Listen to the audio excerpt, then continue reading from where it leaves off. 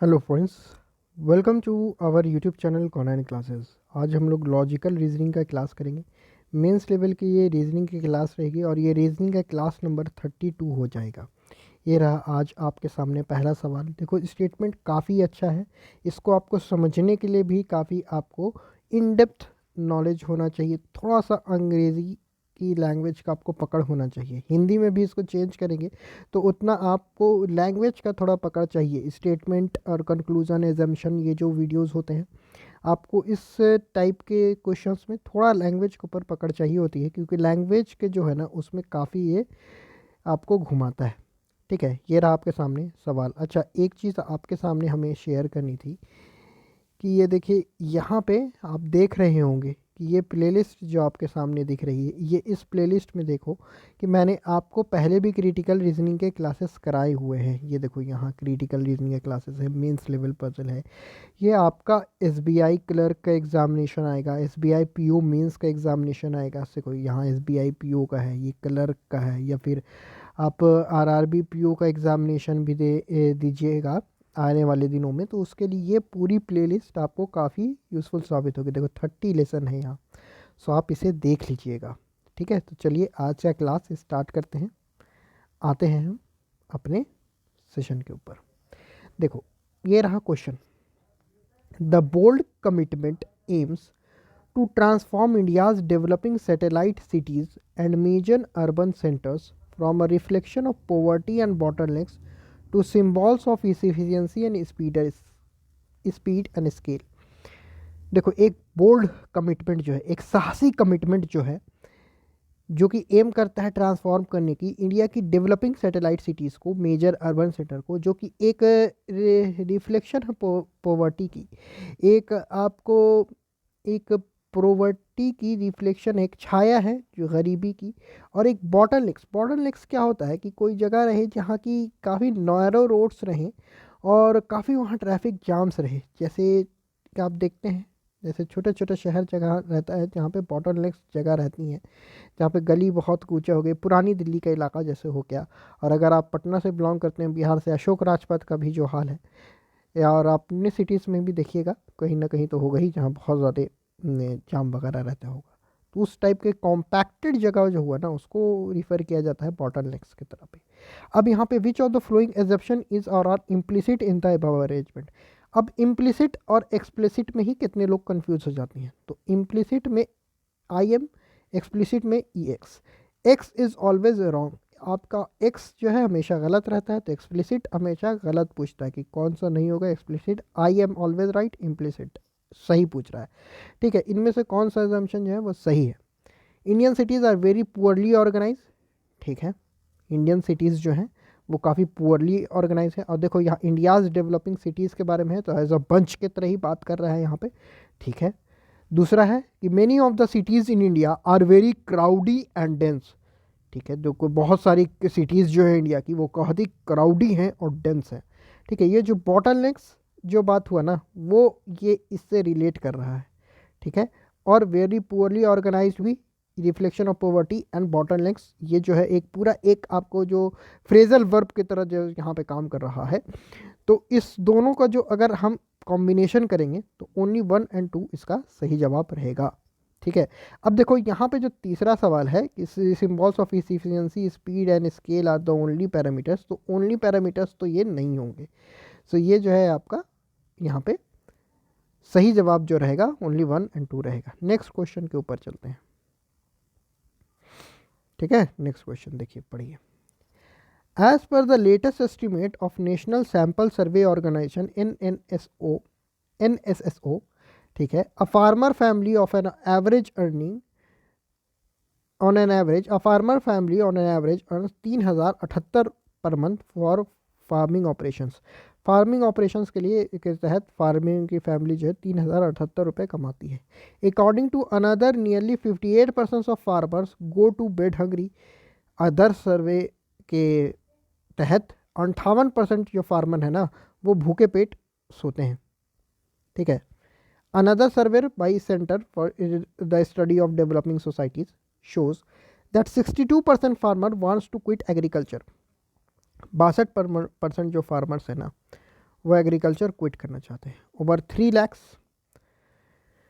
Farmers have committed suicide in the 17 year in the past 17 years. पिछले 17 साल में आपको 3 लाख फार्मर्स जो हैं सुसाइड अटेम्प्ट कर चुके हैं। विच of the flowing can be inferred in the given information, इनमें से कौन सा को इन्फर्ट कर सकते हैं।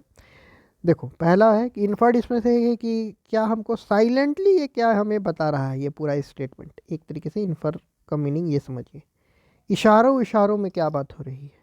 ठीक है, पहला, दूसरा, तीसरा, चौथा, पांचवा। पहला, in the upcoming years there will be shortage of farmers, आने वाले कुछ सालों में हमें फार्मर्स की शॉर्टेज देखने को मिल सकती है। ठीक है, दूसरा, further the number of suicide can not be control, suicides का नंबर जो है कंट्रोल नहीं किया जा सकता है। ये तो कहीं कुछ बात नहीं हुई कि सुसाइड का, कहीं भी देखो तो यहाँ कहीं भी बात हुई है कि सुसाइड का कहीं भी हम आपको नंबर कंट्रोल नहीं कर पाएंगे, ऐसी तो कोई बात हुई नहीं है।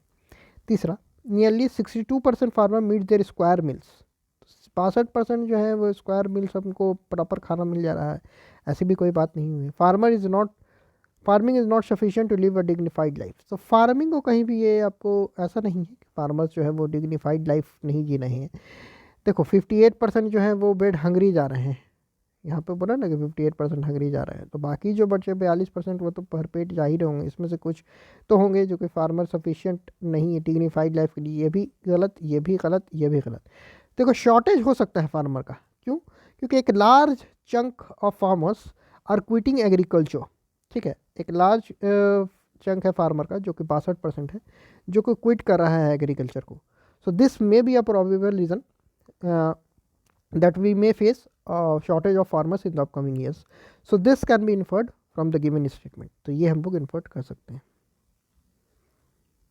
नेक्स्ट पे आते हैं। देखो इसमें थोड़ा सा आपका बैंकिंग का नॉलेज चेक होगा। The banking sector asset quality boosts further worsened in the last 1 year with the gross NPA ratio inching to 4.5%। ठीक है, ग्रॉस एनपीए जो है आपका 4.5% हो गया है। ठीक है, चलिए आगे देखते हैं इस पर क्या। Which of the following consequences of the given statement, क्या क्या कॉन्सिक्वेंसेज हो सकता है। पहला कि bank will have to bear a huge loss. ठीक है, now the bank will KYC norms more stricter, bank will take strict action against defaulters, only 1 and 2 other than given option. देखो ग्रॉस एनपीए क्या होता है। Gross NPA, देखो जितना आपका total NPA रहता है ना, जितना आपका टोटल एनपीए रहा, किसी में 2 करोड़ है, किसी में 4 करोड़ है, सबको जोड़ करके जो एनपीए जोड़ते हैं उसको हम लोग ग्रॉस एनपीए बोलते हैं। नेट एनपीए क्या होता है। नेट एनपीए बताइए। देखिए नेट एनपीए होता है ग्रॉस एनपीए में से आप अपना इसका आप एक हिस्सा, जैसे ये है 10,000 का लोन है, उसमें से आप अपना 7,000 रिज़र्व रखते हैं, बैंक अपने तरफ रिज़र्व रखती है, और 3,000 आपका है वो आपको इसमें रखती है।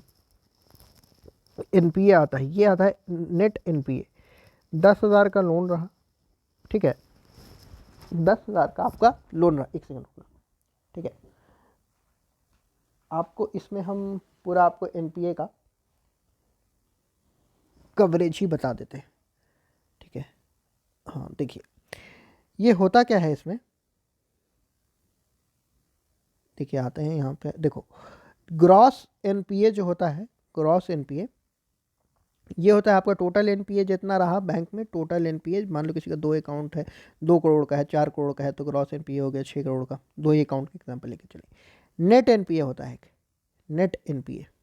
नेट एनपीए क्या होता है ना कि देखो मान लो कि 2 करोड़ का ग्रॉस एनपीए है, उसमें से कुछ है ना पीसीआर रखती है बैंक। पीसीआर क्या होता है, provision coverage ratio. Provision coverage ratio रखती है बैंक। मान लो कि 10 करोड़ का लोन दी है, तो 7 करोड़ इसमें आपको प्रोविज़न रख ली है। 7 करोड़ का आपको यहाँ पे जो लायबिलिटी ये है, एसेट है, ये इसको लॉक करके अपने पास रख ली बैंक, ना इसको अभी आपको लेंड करेगी, ना ही इसको आपको आगे किस पे लोन देगी। ठीक है, 10 में से 7 करोड़ आपको रख ली बैंक, 3 ही करोड़ आपका एनपीए मतलब ये है रिस्क एसेट में चला गया, रिस्क है आपका बैंक के पास। ठीक है।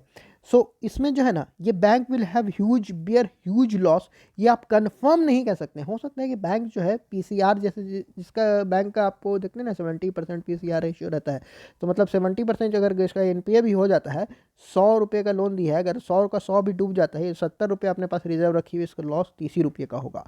तो ह्यूज लॉस होगा, ये आप कंफर्म नहीं कह सकते हैं। No bill bank will make KYC now more stricter, तो केवाईसी नाउ मोर स्ट्रिक्ट करने से क्या होगा, इसका तो कुछ ये नहीं है। Bank will take strict action against defaulters, ये आपका एक सही जवाब हो जाएगा। ठीक है, एनपीए अच्छे से पढ़ के जाइएगा, जिनका भी एग्जाम निकल गया है, इंटरव्यू है, मेंस निकल गया है, इंटरव्यू एनपीए अच्छे से पढ़ लीजिएगा। Statement, small public sector banks with asset less than 2 crore shall be ready id for mergers with large public sector banks. A finance ministry appointed panel has recommended which of the following may be the probable cause of the consolidation of the bank. ठीक है, consolidation का क्या probable cause है?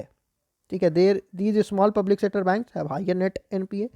The return on its asset value is very low. देखो ये दोनों तो अगर आप करंट अफेयर्स पढ़ते आ रहे हैं तो मर्जर में ये दोनों रीज़न तो हो ही रहा है। रिटर्न जो है, एसेट का जो रिटर्न वैल्यू है वो काफ़ी कम रह रहा है, तो मर्जर हो जा रहा है।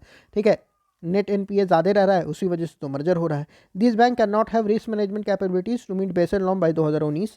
बेसल नॉर्म जो है 2019, ये पीवीआई का क्वेश्चन है, प्रीवियस ईयर क्वेश्चन है, तो इसमें आपको ईयर प्रीवियस मिल रहा है। ठीक है, this can be done by consolidation, तो ये बेसल नॉर्म नहीं मीट कर पाएंगे तो इसको कॉन्सोलिडेट कर दिया जाता है। तो यहाँ पे ऑल 1 2 3 इसका सही जवाब होगा। ठीक है, अब यहाँ पे ये बताइए, इसका ये आपका होमवर्क क्वेश्चन रहेगा। ठीक है, the government gave it's not were approval to a proposal allowing children below 14 year of age to work only in family enterprise and entertainment industry with certain conditions। इसको आप पढ़िएगा, इसका सही जवाब क्या है आप बताइएगा। ठीक है, अगर चैनल पर नए हैं तो चैनल को सब्सक्राइब कर दीजिएगा, वीडियो अच्छी लगी होगी तो लाइक कर दीजिएगा, शेयर कीजिएगा अपने दोस्तों के साथ। आपके साथ सारी चीज़ें हमने शेयर कर दी हैं, 30 लेसन जो हमारे मेंस के हैं वो भी आप देख सकते हैं। All the best for your upcoming examinations. फिर मिलते हैं हम लोग नेक्स्ट वीडियो के साथ।